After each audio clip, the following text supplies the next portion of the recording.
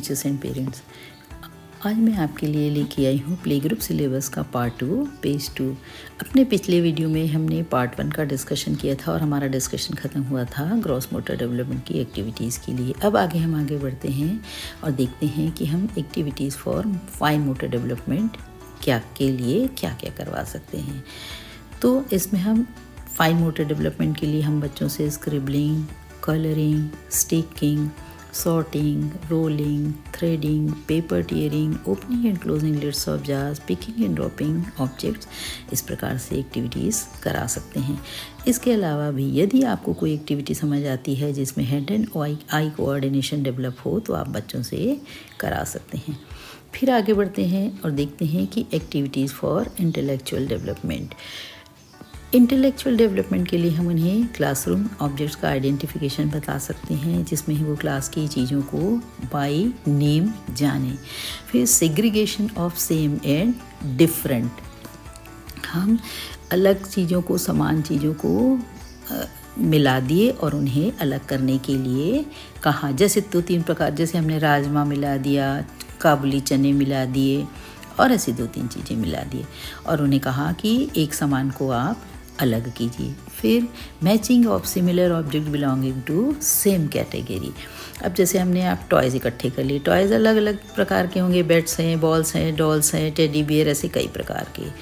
उसी प्रकार से और भी जैसे फ्लावर मिला दिया बहुत सारा, तो क्या हुआ कि फ्लावर दिख भले अलग रहे हैं परंतु वो कैटेगरी उनकी सेम है कि वो फ्लावर है। वैसे ही टॉयज़ हैं, वो अलग अलग दिख रहे हैं परंतु वो खेलने के काम आते हैं तो इनकी कैटेगरी एक हुई।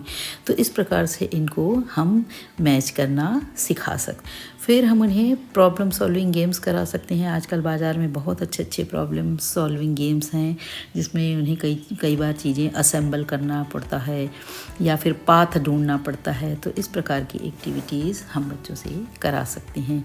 कुछ पज़ल्स भी मिलते हैं। जिक्सा पज़ल बच्चों को बहुत आसानी से करते बनता है, ये आप करा सकते हैं जो इजी हो। आप खुद भी तैयार कर सकते हैं, चाहे तो किसी एनिमल का, किसी फ्रूट का आप बड़ा पिक्चर बना लिए बोर्ड पर, कार्डबोर्ड पर बना लिया और उसको 2 टुकड़ों में या 3 टुकड़ों में काट दिए और बच्चों को कहा इन्हें सेट करके स्ट्रक्चर पूरा करो। तो जब बच्चों के दिमाग में उसका स्ट्रक्चर क्लियर होगा तब वो उसको सेट कर पाएंगे। अब आगे बढ़ते हैं activities for social development. Social development जो है पर्सनालिटी का बेहद महत्वपूर्ण एस्पेक्ट है जिसमें हम बच्चों को दूसरों से बात करने का तरीका सिखाते हैं, एटिकेट्स, मैनर्स जो है वो सिखाते हैं। अब ये सब सिखाने के लिए हम क्या करवा सकते हैं? Taking part in group activities, playing in a group.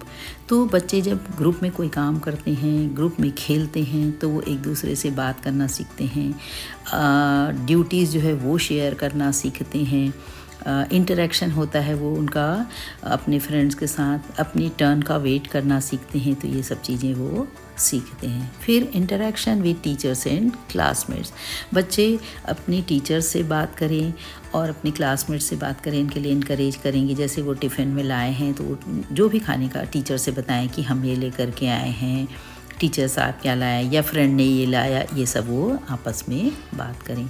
Sharing eatables and toys, बच्चों को हम शेयर करना स्कूल में सिखाएं तो अच्छी बात है क्योंकि आजकल न्यूक्लियर फैमिली होने की वजह से शेयरिंग हैबिट्स थोड़ी कम हो गई है क्योंकि बच्चों की हर डिमांड पूरी होती है और घर में मेंबर होते नहीं, 1 या 2 ही बच्चे होते हैं। मेंबर तो होते हैं पर बच्चे तो 1 या 2 ही होते हैं। तो बच्चे शेयर करना घर में कम सीख पाते हैं, तो स्कूल में हम ये उन्हें जो है डेवलप करेंगे sharing habit.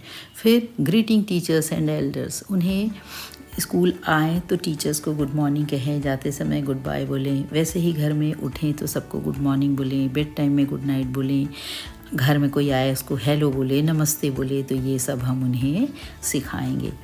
Sitting and eating properly, बच्चों को जब वो लंच लेते हैं तो ठीक से बैठें, ठीक से खाएं प्रॉपरली, स्पून ठीक से पकड़ें, नैपकिन कैसे रखें, ये सब हम उन्हें सिखाएंगे प्रैक्टिकली। जब वो खाने बैठते हैं तब वो हम उन्हें करके बताएंगे। फिर knowing friends bye their names, बच्चा क्लासमेट्स को अपने फ्रेंड्स को नाम से जाने, इसके लिए हम उन्हें इनकरेज करेंगे। गेम्स भी करा सकते हैं, एक्टिविटी करा सकते हैं, जैसे कि किसी एक बच्चे को बुलाया और कहा कि आप जाइए और अपने 5 फ्रेंड्स के नाम आपको बोलना है उनके सर पर हाथ रख करके। ऐसे करते करते हर बच्चे से कराएंगे और बच्चे एक दूसरे का नाम जान जाएंगे। फिर taking care of once things, बच्चों को हम ये तो ज़रूर सिखाएंगे कि आप दूसरों के टॉयज़ से खेलें, दूसरे की कोई चीज़ यूज़ करें तो उसे वापस करें, तोड़ फोड़ ना करें, पर उसके साथ ही साथ अपनी चीज़ों की साथ संभाल भी वो सीखे। हम ये प्रैक्टिस भी उन्हें करवाएंगे कि अगर टीचर ने उनसे पेंसिल इरेज़र निकलवाया है, क्रेयॉन्स निकलवाया है, बुक निकलवाई है, तो वो काम ख़त्म होने के बाद बैग में रखें। हम ये कोशिश उनसे करने कहेंगे।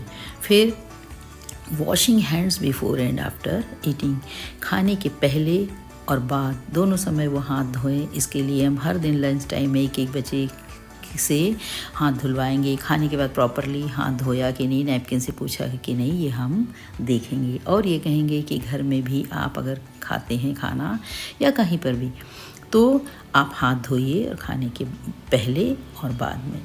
फिर टॉयलेट ट्रेनिंग मस्ट है। वैसे तो आजकल बच्चे स्कूल आते हैं तो टॉयलेट ट्रेन होते हैं, परंतु फिर भी यदि नहीं है तो उन्हें हम बोलें यदि टॉयलेट जाने की आवश्यकता हो तो वो आपको बोलकर बताएं। अब आगे बढ़ते हैं एक्टिविटीज़ फॉर लैंग्वेज डेवलपमेंट के लिए। लैंग्वेज डेवलपमेंट भी पर्सनालिटी का बेहद महत्वपूर्ण एस्पेक्ट है। हम जब कभी भी ग्रुप में रहते हैं तो हमें आपस में एक दूसरे से बातें करना होता है, तो ये हमें सीखना बहुत ज़रूरी है। बच्चे सुनकर और फिर रिपीट करते हैं और इस प्रकार से लैंग्वेज सीखते हैं। तो हम जब भी बच्चों के सामने भाषा बोलें तो हमें ये ध्यान रखना है कि बच्चा हमें देख रहा है, सुन रहा है, और वो हम जो बोलेंगे उसको वो ही रिपीट करेगा। तो इसलिए उनके सामने सही भाषा का यूज़ करें और वही बोलें जो हम उनसे चाहते हैं कि वो बोलें। इसके अलावा हम उनसे रेसिटेशन करवाते हैं राइम्स की, हिंदी राइम्स, इंग्लिश राइम्स, तो उसमें नए नए वर्ड्स को वो सीखते हैं और इस प्रकार से बोलना सीख जाते हैं। Learning names of different things, तो हमारे आसपास बहुत सारी चीज़ें होती हैं। जब बच्चा स्कूल आता है तो घुसने से लेकर सड़क में जब वो चल के आया है, गाड़ी में बैठ के देख रहा है, तब से लेकर के क्लास के अंदर आने तक बहुत चीज़ें उसे दिखाई देती हैं। तो हम उनसे पूछेंगे कि वो क्या क्या देखते हैं, क्या क्या नाम है। जैसे हमने नो योर सराउंडिंग्स में बच्चों से पूछा था या उन्हें सिखाया था। फिर लर्निंग नेम्स ऑफ टॉयज़, वो जो खिलौने खेलते हैं चाहे स्कूल में घर में, तो उनके क्या क्या नाम हैं उनसे पूछेंगे। क्लास के तो हम बता सकते हैं, फिर ये भी पूछ सकते हैं आपके पास ये घर में है क्या, इस प्रकार से। फिर ड्रेसेस वो पहन के आते हैं तो उसके क्या क्या नाम हैं, किसे पैंट कहते हैं, किसे निकर कहते हैं, कौन सा सॉक्स है, इस प्रकार से। वैसी गर्ल्स के बॉयज़ के ड्रेस अलग होते हैं, तो बॉयज़ और गर्ल्स दोनों के ड्रेसेस के नाम वो जाने। हम ऐसी ही प्रैक्टिस उनसे करवाएंगे। फिर नेम्स ऑफ ईटेबल्स, दिन भर में 3-4 मील बच्चे लेते हैं तो क्या क्या चीज़ें वो खाते हैं, उनके क्या क्या नाम हैं, उनसे हम पूछेंगे। और पहले हम बताएंगे चीज़ों के नाम, जैसे ब्रेकफास्ट की जो चीज़ें प्रायः जो खाई जाती हैं वो बताएं। फिर उसके बाद उनसे पूछें कि आप क्या क्या खाते हैं। तो इस प्रकार से बार बार हम उनको रिपीटेडली बताएंगे तो बच्चे सीख जाएंगे। अब आगे बढ़ते हैं, हम बच्चों को कमांड सिखाएंगे, सिंपल कमांड्स। तो हम उनसे कह सकते हैं hands up, hands down, close your eyes, open your eyes, shut your mouth, open your mouth, इस प्रकार से। तो सिंपल कमांड्स हम सिखाएंगे, हम बोलेंगे और बच्चे उसको करके दिखाएंगे। तो पेरेंट्स एंड टीचर्स, यहाँ पर प्ले ग्रुप सिलेबस का पार्ट 2 पेज 2 कंप्लीट हुआ। जाने के पहले मैं फिर आपसे यही कहना चाहूँगी कि आप बच्चों पर इस सिलेबस को अप्लाई कीजिए और अपने एक्सपीरियंस मुझे शेयर कीजिए। बताइए कि आपने क्या पाया इस सिलेबस से बच्चों को पढ़ाते समय। ये बात ज़रूर ध्यान रखिए कि कोई भी एक्टिविटी आपको 20 से 25 मिनट में ख़त्म कर देनी है।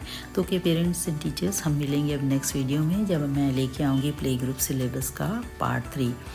तो चलिए मिलते हैं अगली वीडियो में। Till then good bye.